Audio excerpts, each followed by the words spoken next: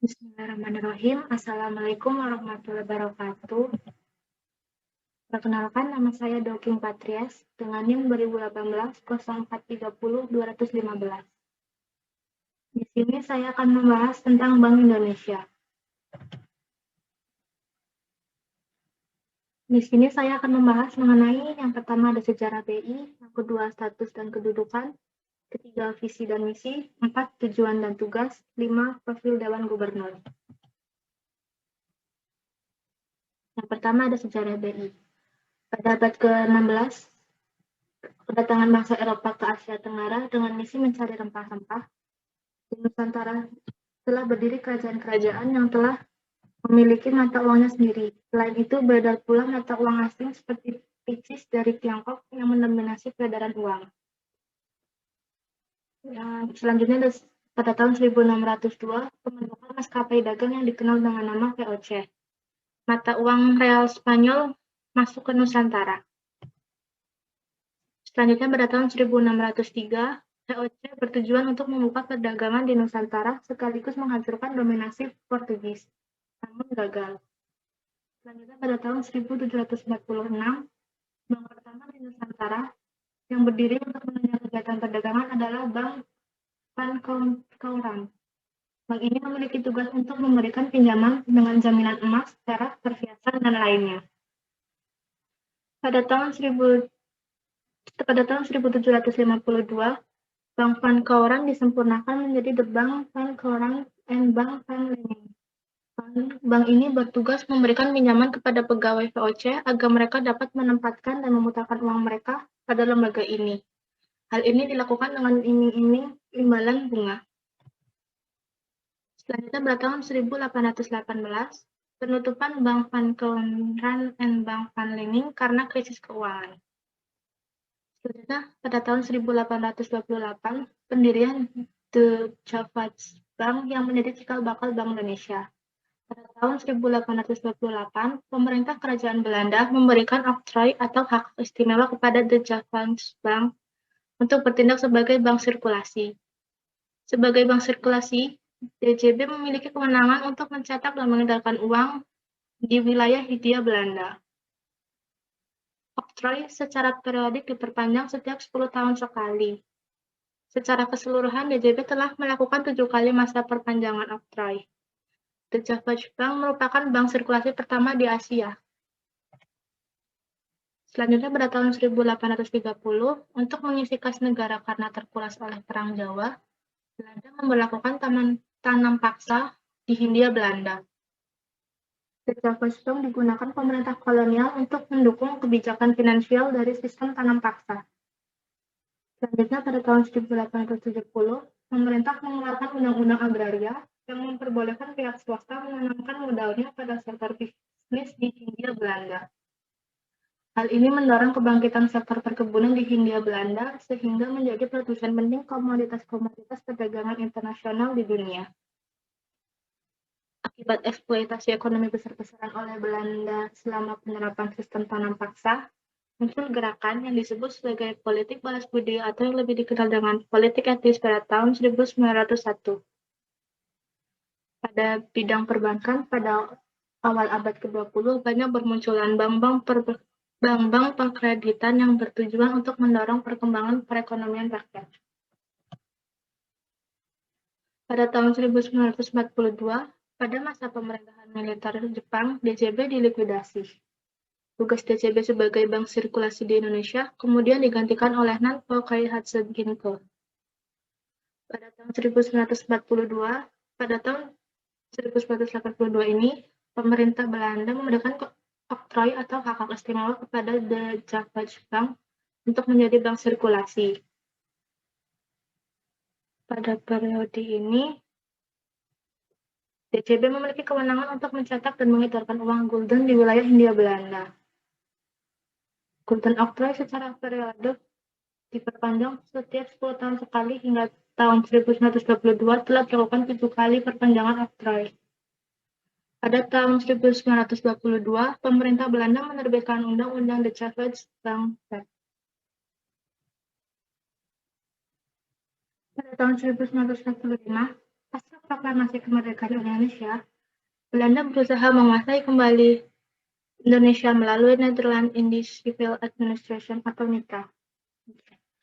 Pada masa ini, NICA mendirikan kembali DCP untuk mencetak dan mengedarkan uang NICA. Hal ini bertujuan untuk mengacaukan ekonomi Indonesia.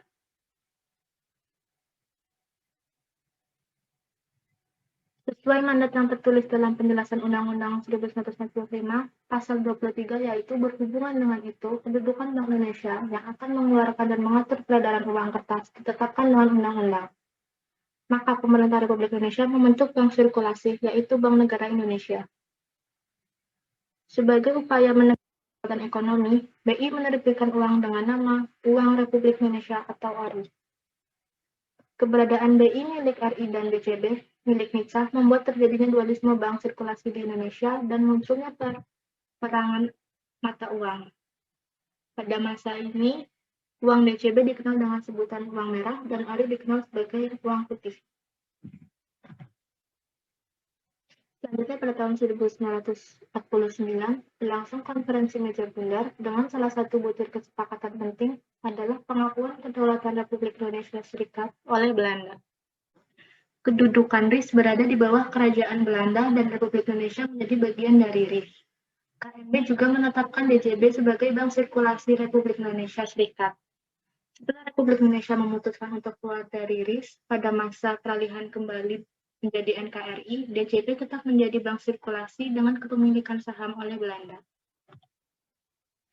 Selanjutnya pada tahun 1953, berdirinya Bank Indonesia.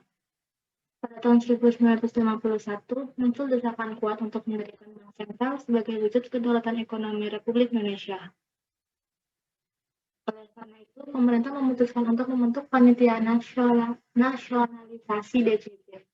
Proses nasionalisasi dilakukan melalui pembelian saham DJB oleh pemerintah RI dengan besaran mencapai 97%.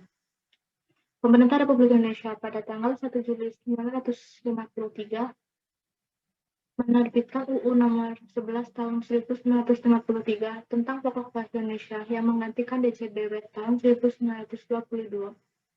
Sejak 1 Juli 1953, Bank Indonesia kembali secara resmi berdiri sebagai Bank Sentral Republik Indonesia. Undang-Undang Nomor 11 Tahun 1953 merupakan ketentuan pertama yang mengatur BI sebagai bank sentral.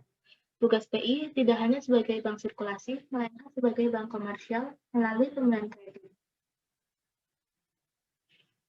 Pada masa ekonomi terpimpin, Presiden Soekarno memperkenalkan konsep ekonomi terpimpin. Pada masa ini, Gubernur BI ditetapkan sebagai anggota kabinet dengan sebutan Menteri Urusan Bank Sentral dan Dewan Moneter tidak berfungsi lagi. Dalam implementasi Bank Berjuang, Bank Indonesia diubah menjadi BNI Unit 1, sedangkan bank-bank milik pemerintah lainnya dibagi menjadi BNI Unit 2, 4. Pada tahun 1968, pemerintah RI mengeluarkan Undang-Undang Nomor 13 Tahun 1968 tentang Bank Indonesia. Undang-undang ini mengembalikan tugas BI sebagai Bank Sentral Republik Indonesia dan menghentikan status BI sebagai BNI Unit 1.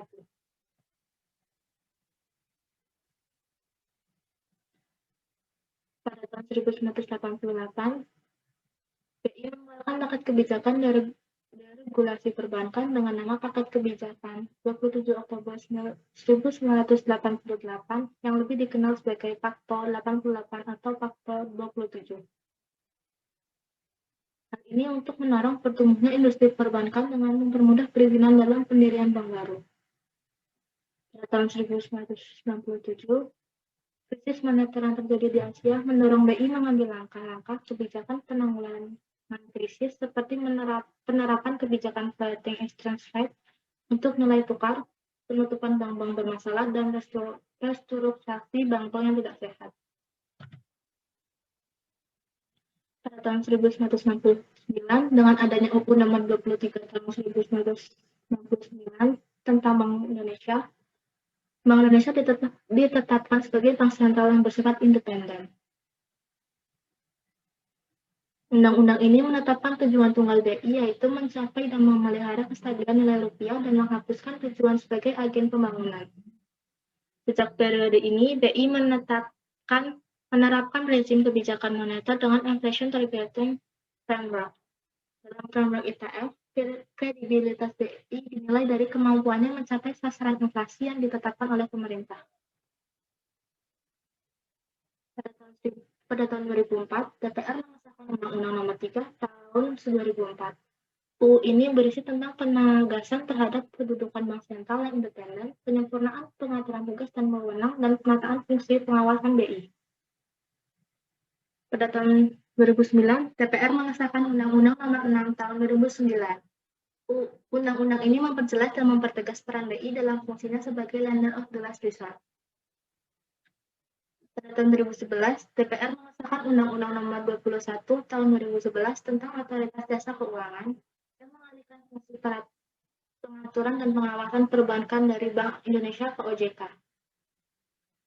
Undang-undang ini membagi ruang lingkup pengaturan dan pengawasan mikroprudensial lembaga keuangan sebagai kewenangan OJK, sementara pengaturan dan pengawasan makroprudensial menjadi tanggung jawab BI dengan sasaran stabilitas sistem keuangan. Selanjutnya ada status dan kedudukan. Yang pertama, sebagai lembaga negara yang independen. Berdasarkan Undang-Undang Republik Indonesia Nomor 6 Tahun 2009, Undang-undang ini memberikan status dan kedudukan BI sebagai suatu lembaga negara yang independen dan melaksanakan tugas dan wewenang. Tujuannya agar Bank Indonesia dapat melaksanakan peran dan fungsinya sebagai otoritas moneter secara lebih efektif dan efisien. Yang kedua, sebagai badan hukum. Status Bank Indonesia baik sebagai badan hukum publik maupun badan hukum perdata ditetapkan dengan undang-undang. Sebagai badan hukum publik, Bank Indonesia berwenang menetapkan peraturan-peraturan hukum. Sedangkan sebagai bank hukum perdata, Bank Indonesia dapat bertindak untuk dan atas nama sendiri di dalam maupun di luar pengadilan. Selanjutnya ada visi dan misi. Yang pertama, visinya yaitu menjadi bank sentral. Visikan ke depan yang berkontribusi nyata terhadap perekonomian nasional dan terbaik di antara negara emerging market untuk Indonesia maju. Selanjutnya ada misi.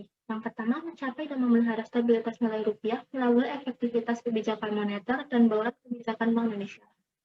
Yang kedua, turut menjaga stabilitas sistem keuangan melalui efektivitas kebijakan makroprudensial Bank Indonesia dan sinergi dengan kebijakan mikroprudensial Otoritas Jasa Keuangan. Yang ketiga, turut mengembangkan ekonomi dan keuangan digital melalui penguatan kebijakan sistem pembayaran Bank Indonesia dan sinergi dengan kebijakan pemerintah serta mitra strategis lainnya. Yang keempat, turut mendukung stabilitas makroekonomi dan pertumbuhan ekonomi yang berkelanjutan melalui sinergi bauran kebijakan Bank Indonesia dengan kebijakan fiskal dan reformasi struktural pemerintah serta kebijakan mitra strategis lainnya. Yang keempat ada yang kelima, turut meningkatkan pendalaman pasar keuangan untuk memperkuat efektivitas kebijakan Bank Indonesia dan mendukung pembayaran ekonomi nasional. Yang keenam, turut mengembangkan ekonomi dan keuangan syariah di tingkat nasional hingga di tingkat daerah.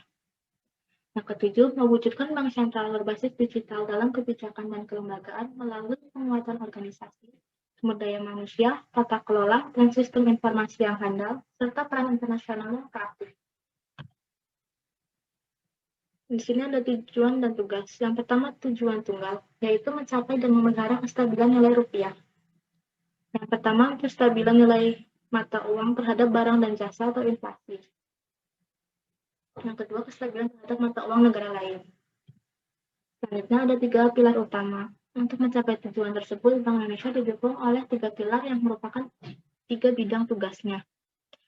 Di sini yang pertama ada menetapkan dan melaksanakan kebijakan moneter, selanjutnya mengatur dan menjaga kelancaran sistem pembayaran, yang ketiga ada stabilitas sistem keuangan. Selanjutnya ada dewan gubernur. Yang pertama itu ada gubernur terdiri dari 1 orang, yang kedua ada deputi gubernur senior 1 orang, dan yang ketiga ada deputi gubernur 4 orang.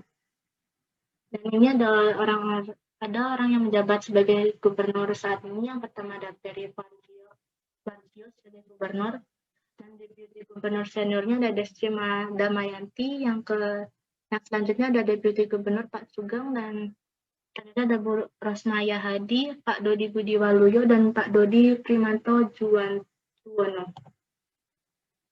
Sekian presentasi dari saya, kurang lebihnya mohon maaf. Wassalamualaikum warahmatullahi wabarakatuh.